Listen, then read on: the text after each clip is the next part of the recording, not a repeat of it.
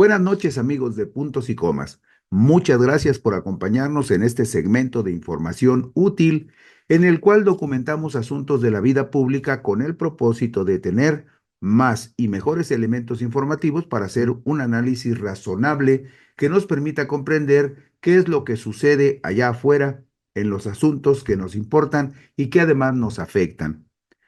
Tema de los últimos días, las amenazas recurrentes del imperio en contra de México. Por eso es importante analizar algunos temas. El Consejo de Seguridad Nacional, presidido por la mandataria de nuestro país, Claudia Sheinbaum Pardo, sería la instancia deliberativa y el primer frente de resistencia que tendría que activarse para actuar frente a la vociferante y permanente amenaza de un sujeto iracundo, inestable y abusivo como Donald Trump, que un día sí y otro también amenaza a México, respaldado por una corte de halcones que integran el gabinete del presidente de los Estados Unidos, que paladean la posibilidad de una invasión armada en nuestro territorio. Poco conocida, la Ley de Seguridad Nacional establece los protocolos que tendrían que seguirse frente a una amenaza a la nación y define que quien tendría que suplir a la presidenta de la República al frente del Consejo de Seguridad Nacional sería la secretaria ejecutiva del organismo, responsabilidad que recae en la secretaria de Gobernación, Rosa Isela Rodríguez Velázquez. Frente a los apetitos intervencionistas del gobierno de Estados Unidos, la presidenta Sheinbaum Pardo ha reiterado cuantas veces ha sido abordado el tema, lo que sucede prácticamente todos los días, que el gobierno de nuestro país está dispuesto a establecer una amplia y profesional coordinación y colaboración con instituciones del vecino país del norte en el combate a la producción y el tráfico de drogas, así como en la contención de los flujos migratorios, pero que jamás aceptará una actitud de subordinación que comprometa la dignidad, la independencia y la soberanía de México.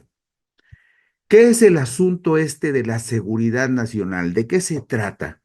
Bueno, en sus disposiciones generales, la Ley de Seguridad Nacional define sus propósitos en los siguientes términos. Tiene por objeto establecer las bases de integración y acción coordinada de las instituciones y autoridades encargadas de preservar la seguridad nacional en sus respectivos ámbitos de competencia, así como la forma y los términos en que las autoridades de las entidades federativas y los municipios colaborarán con la federación en dicha tarea. Precisa la ley que corresponde a la presidenta Sheinbaum Pardo determinar las políticas en la materia, encausadas a la protección de la nación mexicana frente a las amenazas y riesgos que enfrente nuestro país, la preservación de la soberanía e independencia nacionales y la defensa del territorio, así como la defensa legítima del Estado mexicano respecto de otros estados o sujetos de derecho internacional. En la diapositiva número 5 vemos cuáles son, de acuerdo con la ley, las amenazas a la seguridad nacional. Aquí en la diapositiva 5 se describe que los actos encaminados a consumar espionaje, sabotaje, terrorismo, rebelión, traición a la patria, genocidio en contra de los Estados Unidos mexicanos dentro del territorio nacional constituyen una amenaza a la seguridad nacional. Lo mismo que los actos de interferencia extranjera en los asuntos nacionales que puedan implicar una afectación al Estado mexicano y las acciones que pretendan obstaculizar o bloquear actividades de inteligencia o contrainteligencia y las maniobras que tengan por objeto destruir o inhabilitar la infraestructura de carácter estratégico o indispensable para la provisión de bienes y servicios públicos. También todos esos hechos o supuestos son amenazas a la seguridad nacional. Vemos en la diapositiva número 6 la descripción de en manos de qué personas e instituciones estaría el país en caso de que se presentara una situación que pusiera en riesgo la seguridad nacional. Bueno, el artículo 12 de la Ley de Seguridad Nacional establece qué dependencias tendrían la coordinación de acciones orientadas a prevenir la integridad de México en el ámbito del Consejo de Seguridad Nacional. Este consejo lo encabeza la presidenta de la República, Claudia Sheinbaum Pardo, y la secretaria de Gobernación, Rosa Isela Rodríguez Velázquez, es la secretaria ejecutiva del organismo y quien por ley supliría en la presidencia la ausencia de Claudia Sheinbaum. Y por supuesto, forman parte del Consejo de Seguridad Nacional el secretario de la Defensa Nacional, el general Ricardo Trevilla Trejo, el secretario de Marina, almirante Raimundo Pedro Morales Ángeles, y el secretario de Seguridad y Protección Ciudadana, Omar García Harfuch. ¿Qué otras instituciones del Estado mexicano integran el Consejo de Seguridad Nacional? Esto lo vemos en la diapositiva número 7. Además, también se suman al Consejo de Seguridad Nacional el secretario de Hacienda y Crédito Público, la secretaria de la Función Pública, el secretario de Relaciones Exteriores, el secretario de Comunicaciones y Transportes, el fiscal general de la República y el director general del Centro de Investigación y Seguridad Nacional. Todos ellos, junto con los responsables del área de seguridad, con la presidenta y con la secretaria de Gobernación, forman lo que se conoce como el Consejo de Seguridad Nacional de nuestro país. ¿Por qué? Bueno, aquí se incluye también al Centro de Investigación y Seguridad Nacional, porque este centro es un órgano administrativo desconcentrado de la Secretaría de Gobernación, con autonomía técnica, operativa y de gasto, adscrito directamente a la titular de dicha secretaría, Rosa Isela Rodríguez. La participación en el Consejo de Seguridad Nacional de todos estos funcionarios es personalísima y ninguno de los funcionarios que he mencionado podrían nombrar suplentes porque no se aceptan suplentes en el Consejo de Seguridad Nacional, como lo vemos en la diapositiva número 7. Sin embargo, hay un detalle que es importante tomar en consideración. No habría que perder de vista el papel relevante que la presidenta Sheinbaum Pardo le atribuyó al secretario de Seguridad, a la Secretaría de Seguridad y Atención Ciudadana, que encabeza Omar García Harfuch, en las recientes reformas al artículo 21 constitucional, en el cual se establece lo siguiente. Esto es muy importante porque aquí, en la reforma al artículo 21 constitucional, la presidenta le da el poder de coordinar prácticamente todos los asuntos de seguridad pública y de seguridad nacional a Omar García Harfuch, su secretario de Seguridad y Atención Ciudadana. ¿Qué dice esta reforma? Bueno, la reforma dice que la Secretaría del Ramo de Seguridad Pública formulará, coordinará y dirigirá la Estrategia Nacional de Seguridad Pública, así como los programas, las políticas y acciones respectivos, y auxiliará a la persona titular de la Presidencia de la República en el ejercicio de las funciones en materia de seguridad nacional. Al secretario de Seguridad también le corresponderá la coordinación del Sistema Nacional de Inteligencia en materia de seguridad pública en los términos que señale la ley y podrá coordinar las acciones de colaboración de los tres órdenes de gobierno a través de las instituciones de seguridad pública, los cuales además deberán de proporcionar la información de que dispongan o que recaben en la materia conforme a la ley. También el secretario de Seguridad podrá solicitar información a las instituciones y dependencias del Estado para la identificación y esclarecimiento de los hechos presuntamente constitutivos de delitos. La reforma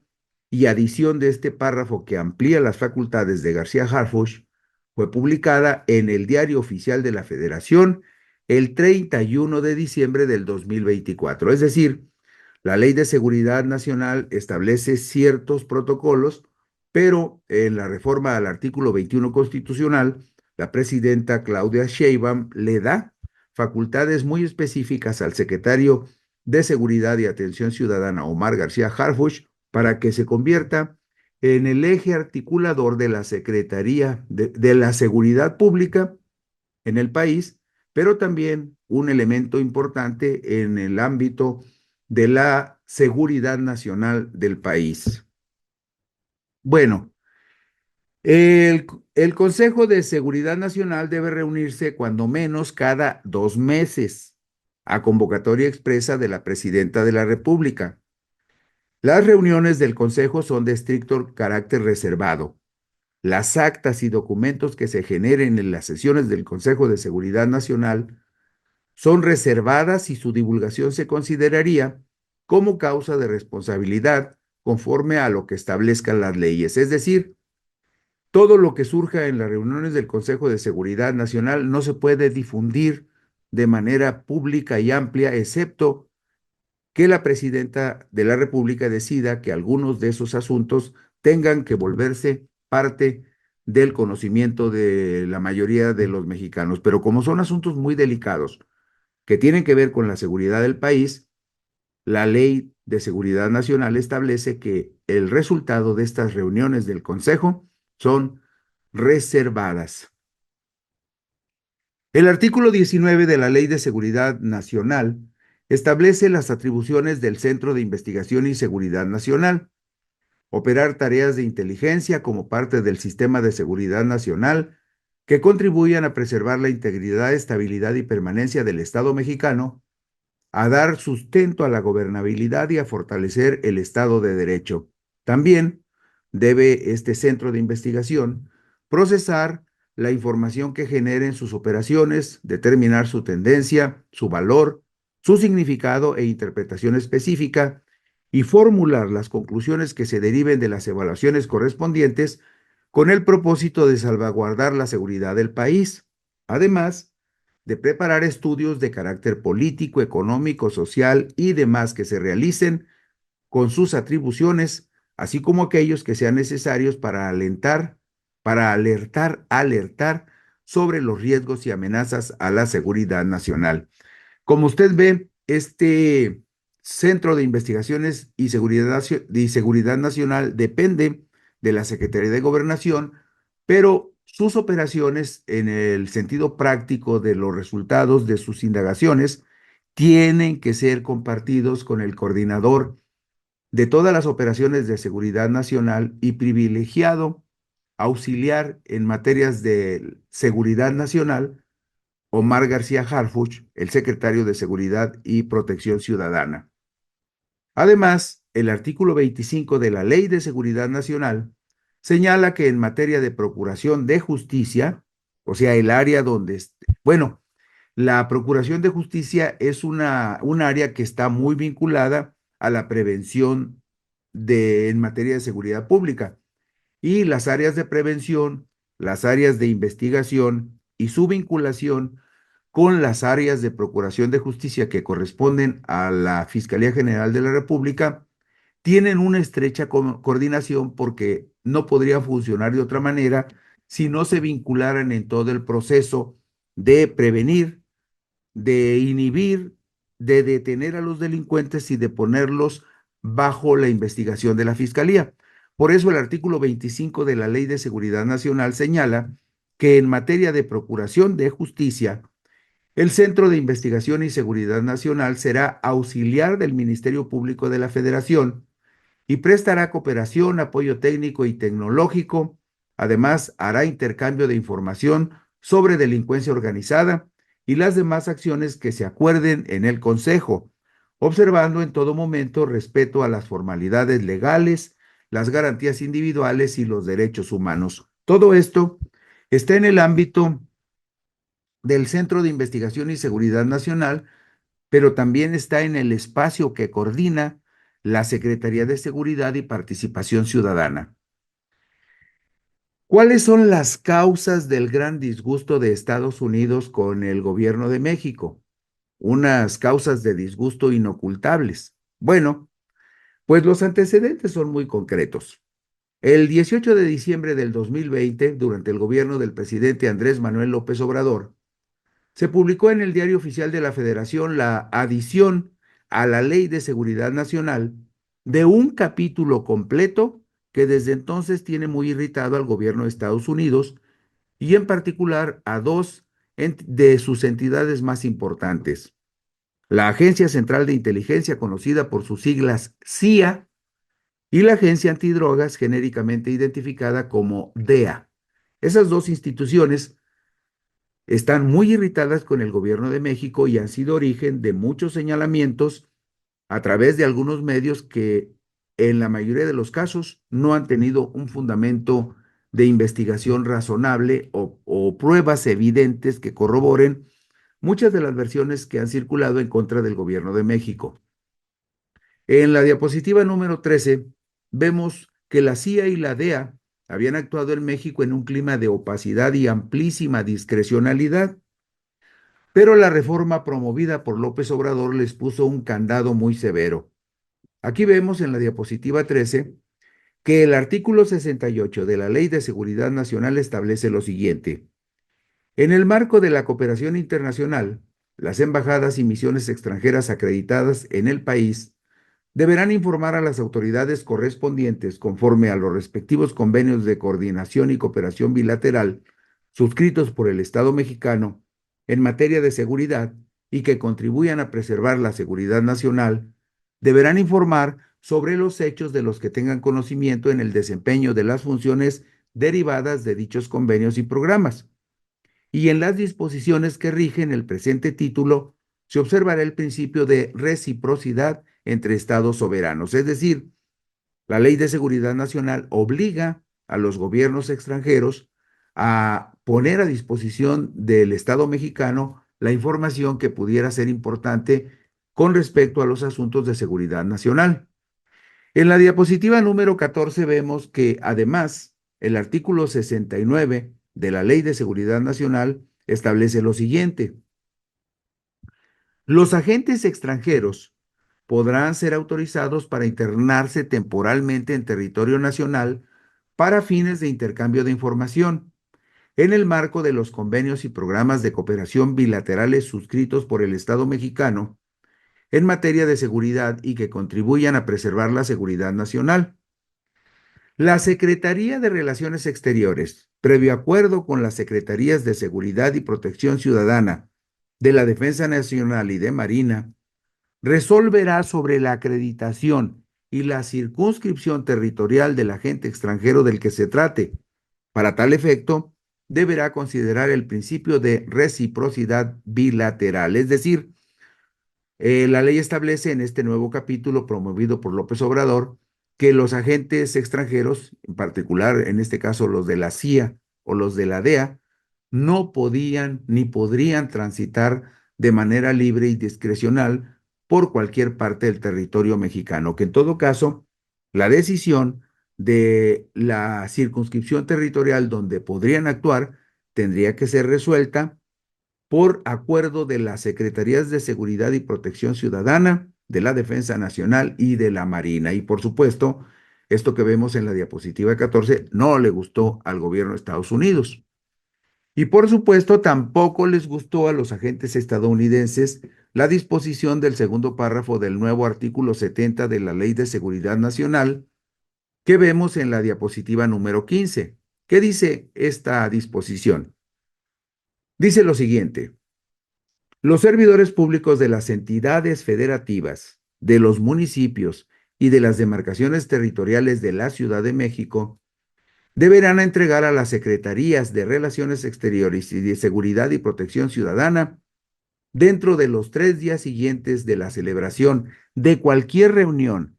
intercambio de información, llamadas telefónicas o comunicaciones que sostengan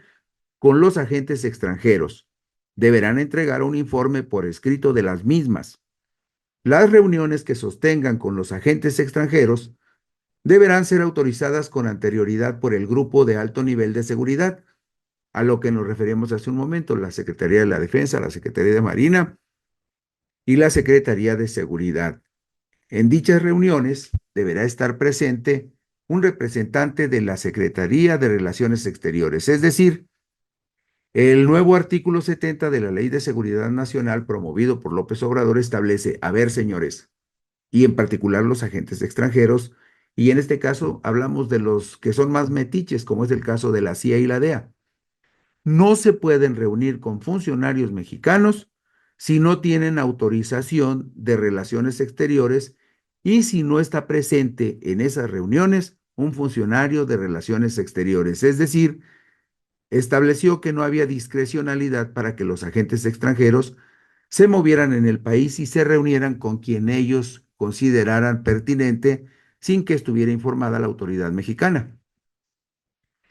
El nuevo artículo 71 de la Ley de Seguridad Nacional, promovida por López Obrador, les amarró las manos a los agentes estadounidenses de la CIA y de la DEA. ¿Por qué? En la diapositiva 16 vemos lo que dice este artículo 71 de la Ley de Seguridad Nacional. Dice lo siguiente: los agentes extranjeros deberán observar las siguientes disposiciones. No podrán ejercer las facultades reservadas a las autoridades mexicanas, ni podrán aplicar o ejecutar las leyes extranjeras en territorio nacional. Deberán abstenerse de realizar gestiones directas ante autoridades distintas de la Secretaría de Relaciones Exteriores o de las dependencias que corresponda en términos de los respectivos convenios de cooperación internacional suscritos por el Estado mexicano en materia de seguridad y que contribuyan a preservar la seguridad nacional. Es decir, si los agentes extranjeros no tienen autorización para reunirse con un gobernador o con un alcalde o con un fiscal estatal o con un fiscal regional,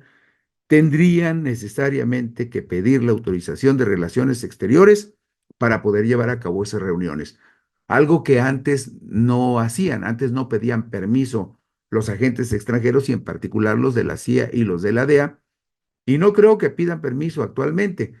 pero hay una ley ya en el artículo 71 de la Ley de Seguridad Nacional que establece que tienen que obtener autorización previa para cualquier relación con cualquier funcionario que no sea parte de los convenios que ya existen del gobierno mexicano con el gobierno de Estados Unidos. En la diapositiva 17 vemos también que la Ley de Seguridad Nacional le impuso a los agentes extranjeros otras obligaciones. ¿Cuáles son esas obligaciones? En esta diapositiva 17 vemos lo siguiente. Los agentes extranjeros deben poner en conocimiento de las autoridades mexicanas que corresponda la información de que se alleguen en el ejercicio de sus funciones, presentar ante las Secretarías de Relaciones Exteriores y de Seguridad y Protección Ciudadana un informe de carácter mensual sobre las actividades y gestiones que desarrollen ante las diversas autoridades federales y de las entidades federativas y de los municipios. Tendrán prohibido realizar o inducir a terceras personas a realizar detenciones, a realizar acciones tendientes a la privación de la libertad, a allanar la propiedad privada o cualquier otra conducta que resulte violatoria de la Constitución Política de los Estados Unidos Mexicanos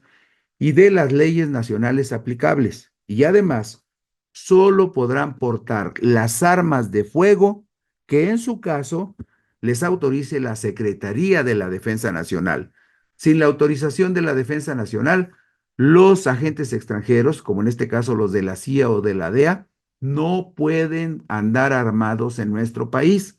Necesitan tener la autorización de la Defensa Nacional.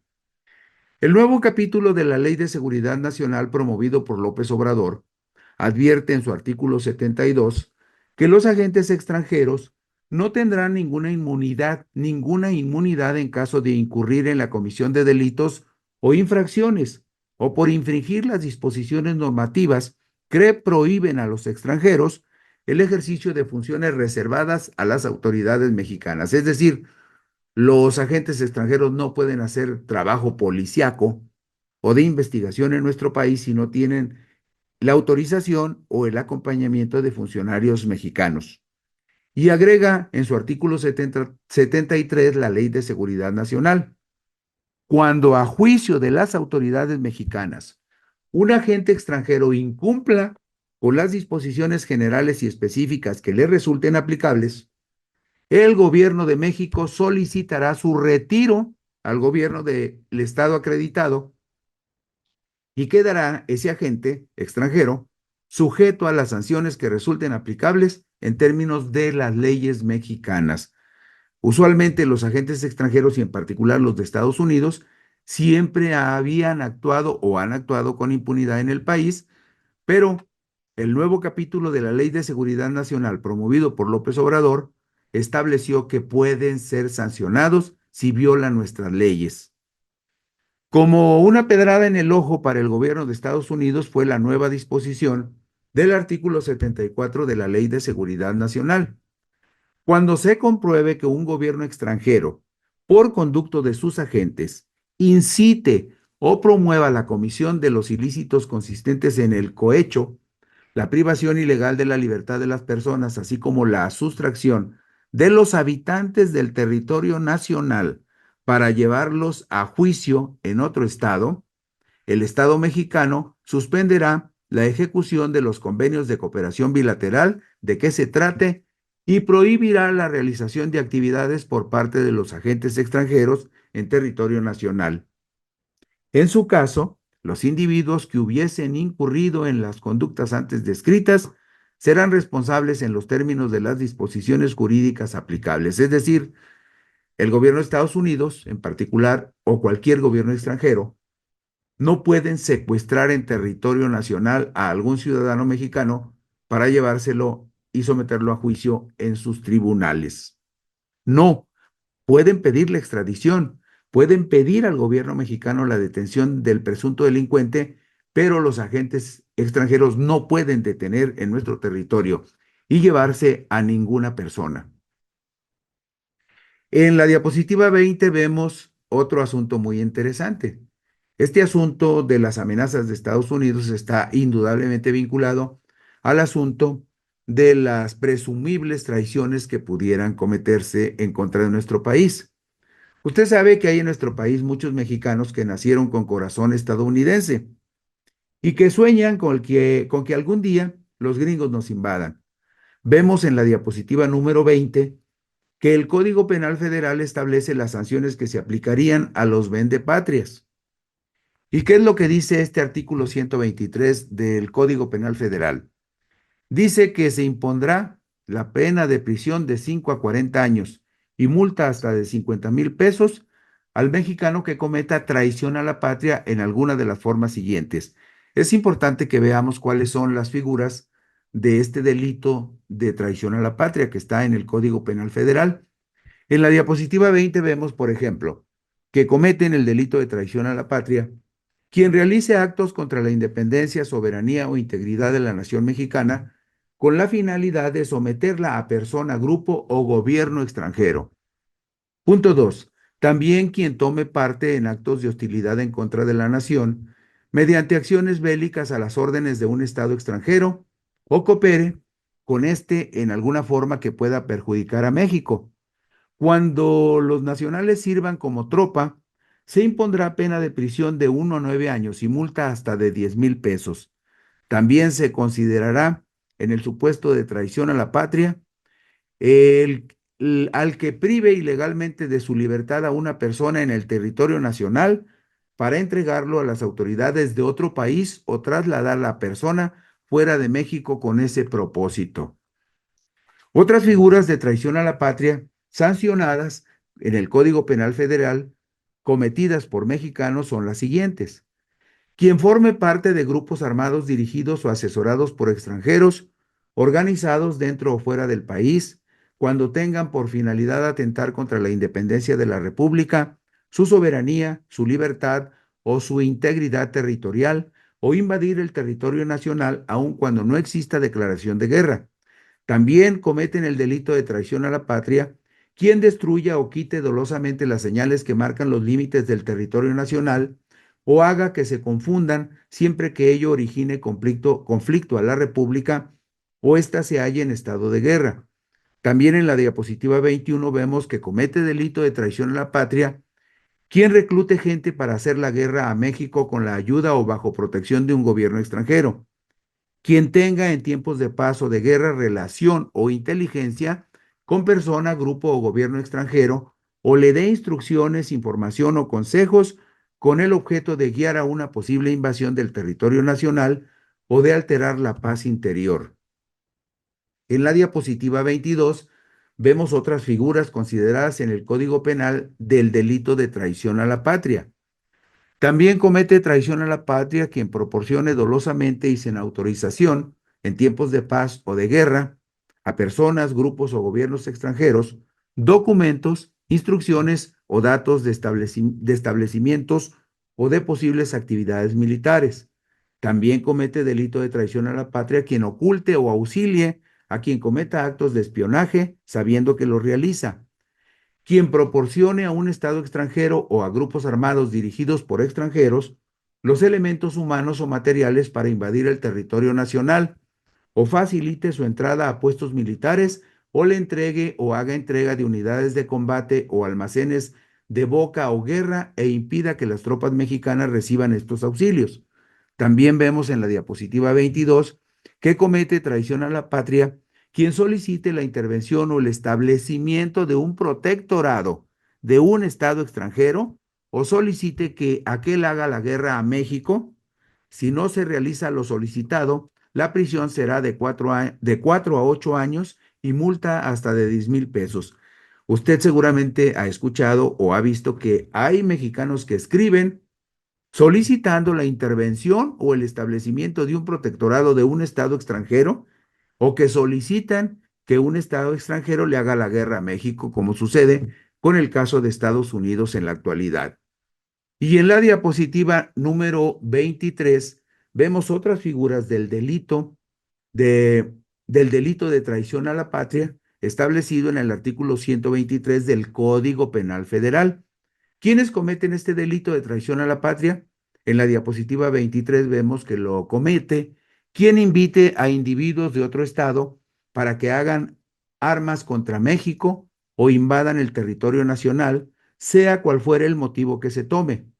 Si no se realiza cualquiera de estos hechos, se aplicará la pena de 4 a 8 años de prisión y la multa hasta de 10,000 pesos. Comete delito de traición a la patria quien trate de enajenar o agravar el territorio nacional o contribuya a su desmembración. También comete este delito quien reciba cualquier beneficio o acepte promesa de recibirlo con el fin de realizar alguno de los actos señalados en este artículo. Vemos en la diapositiva 23 que también, de acuerdo con el Código Penal Federal, comete contra la patria, delito contra la patria, de traición a la patria, quien acepte del invasor un empleo, cargo o comisión y dicte, acuerde o vote providencias encaminadas a afirmar al gobierno intruso y debilitar al nacional. Y finalmente comete el delito de traición a la patria, penado, establecido en el Código Penal Federal, quien cometa declarada la guerra o rotas las hostilidades, sedición, motín, rebelión, terrorismo, sabotaje o conspiración. Parece que este artículo 123 del Código Penal no tendría que aplicarse en el país, pero dadas las circunstancias actuales de la amenaza permanente del gobierno de Donald Trump, no habría que desestimar el conocimiento de este artículo 123 del Código Penal Federal. Y bueno, también hay sanciones para quienes espíen o colaboren con espías extranjeros. Esto lo establece el artículo 127 del Código Penal Federal. Y como usted podrá ver, hay razones suficientes para que el gobierno de Estados Unidos y en particular sus agencias, la CIA y la DEA, estén muy disgustadas con el gobierno de México y dispuestas a generar un clima y una narrativa hostil de la cual son partícipes y cómplices algunos medios de comunicación convencionales de nuestro país. Y con esto concluimos hoy puntos y comas. Gracias por su atención, por su gentileza. Mañana por aquí nos encontramos, pero mientras tanto, buenas noches y descansen ustedes.